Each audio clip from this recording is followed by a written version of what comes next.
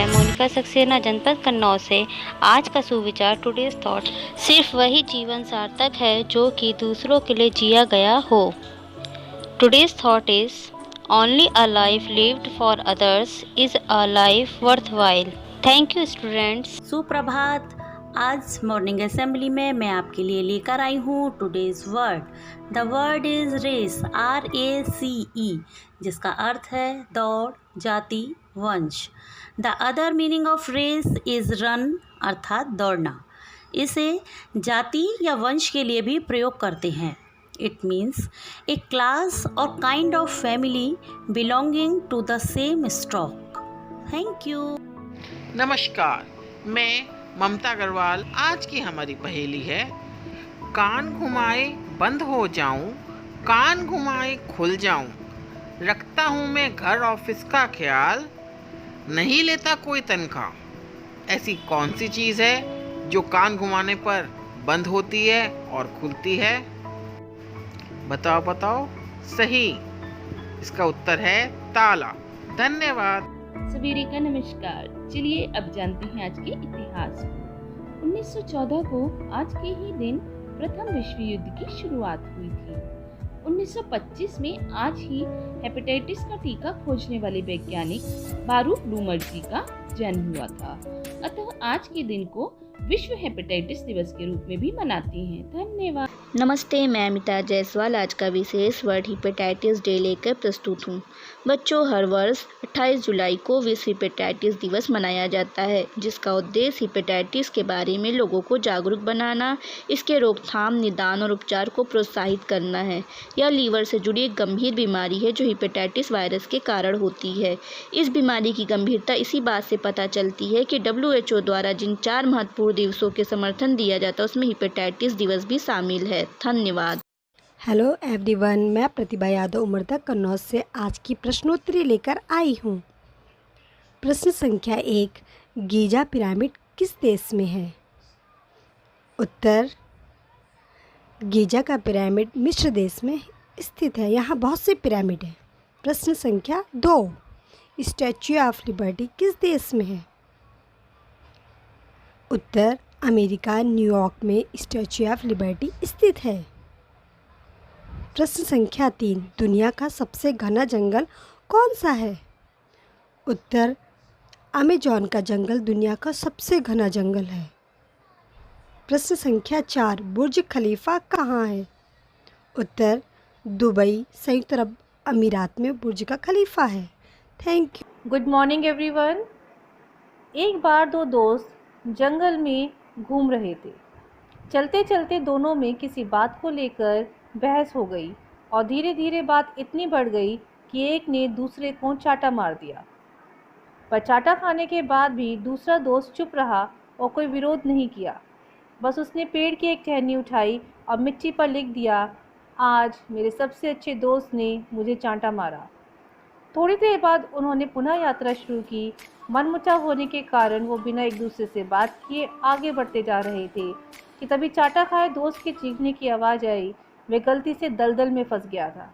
दूसरे दोस्त ने तेज़ी दिखाते हुए उसकी मदद की और उसे दलदल से निकाल दिया।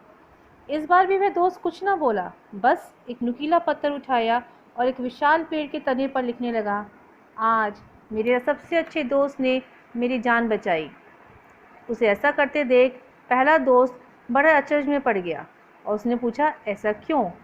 तो दूसरे दोस्त ने जवाब दिया, जब कोई तकलीफ़ दे तो हमें उसे अंदर तक नहीं बैठाना चाहिए, ताकि क्षमा रूपी हवाएं इस मिट्टी की तरह ही उस तकलीफ़ को हमारे जेहन से बहा ले जाएं। लेकिन जब कोई हमारे लिए कुछ अच्छा करे तो उसे इतनी गहराई से अपने मन में बसा लेना चाहिए कि वो कभी हमारे मन से मिट ना सके। धन्यवाद। सुप्रभात प्यारे बच्चों। हिंदी की कविता की श्रृंखला को आगे बढ़ाते हुए मैं अर्चना पांडे आज आपके लिए हिंदी कविता लेकर उपस्थित हुई हूँ, एक मोटा हाथी। आइए मिलके गाएं। एक मोटा हाथी झूम के चला, मकड़ी के जाल में जाके फंस गया। जाल को देखा, देख के डरा, दूसरे हाथी को इशारे में बुलाया, इधर आ इधर आ। दो मोटे हाथी झूम के चले, गहरे पानी में जाके वो गिरे। पानी को देखा, देख के डरे। तीसरे हाथी को इशारे में बुलाया, इधर आ इधर आ। तीन मोटे हाथी झूम के चले, शिकारी के पिंजरे में जाके वो फंसे। शिकारी को देखा, देख के डरे। चौथे हाथी को इशारे में बुलाया, इधर आ। चार मोटे हाथी झूम के चले, मिट्टी के ढेर पे जाके वो गिरे। मिट्टी को देखा, देख के डरे। पांचवे हाथी को इशारे में बुलाया, इधर आ इधर आ। पांच मोटे हाथी झूम के घर को चले, घर को चले, घर को चले। धन्यवाद। गुड मॉर्निंग बच्चों, मैं लाया हूँ today rhyme baa baa black sheep. Baba black sheep, have you any wool? Yes sir, 3 bags full. One for the master, one for the dam, and one for the little boy who lives down the lane. Baba black sheep, have you any wool? Yes sir, 3 bags full. Baba white sheep, have you any wool? Yes sir, 3 needles full. One to mend a jumper, one to mend a frock, and one for the little girl with holes in her socks. Baba white sheep, have you any wool? Yes sir, 3 needles full. Thank you. मैं ममता अग्रवाल आज स्वरचित प्रकृति और संसाधन कविता प्रस्तुत कर रही हूँ। झुलस रहा है गर्मी से घर, आंगन और मोहल्ला। धरती तपती आग सी, कहीं न मिलती छाँव। सिर पर पहरा धूप का, जलते सबके पाँव। मिट्टी की उर्वरा क्षीण हो गई। जल प्रदूषित, वायु प्रदूषित, प्रदूषित है धरा और वायुमंडल। केमिकल खाद के प्रयोग से दूषित हो रहा अन्न, जल, फल और आहार। तब कैसे होगा स्वच्छ भारत का निर्माण। प्रकृति के अमूल्य रत्नों का खूब विदोहन कर लिया। प्रौद्योगिकी के नाम पर प्राकृतिक संसाधनों का बहुत दुरुपयोग कर लिया। हे मनुष्य, उठो, जागो, आगे बढ़ो। करो वृक्ष वंदन, धरा, जल और वायु का करो तुम अभिनंदन।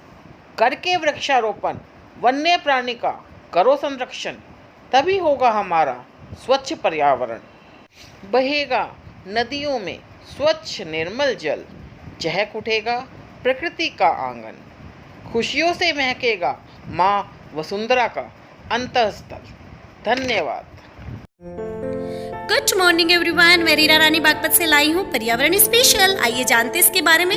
हमारे आसपास वे सभी कुछ जो हमें घेरे हुए हैं, जीव जंतु, जल, थल, प्रकाश, वायु, ताप आदि सभी मिलकर हमारा पर्यावरण बनाते हैं। तो आइए हम सब मिलकर वादा करते हैं, स्वच्छ वातावरण बनाना है, कचरा नहीं फैलाना है, कूड़ेदान का प्रयोग करें, जो जीवन को सफल करे।